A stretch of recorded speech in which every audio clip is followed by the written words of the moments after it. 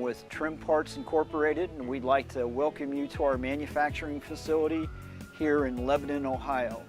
The quality level that we strive to produce here at Trim Parts is to exceed the original manufacturer's quality levels.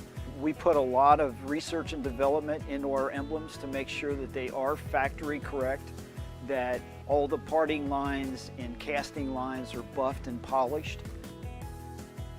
The surface finish on the outside of this is a dull black, painted silver like the original. There's studs on the back to mount it to the bumper.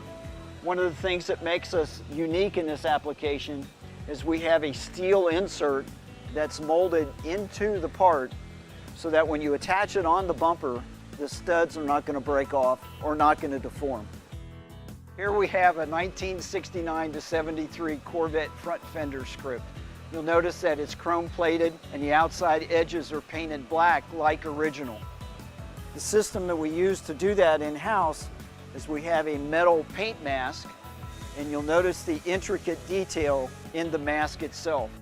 It's critical that we produce this part exactly the same every time, or our paint mask will not fit and will get a blemished finish.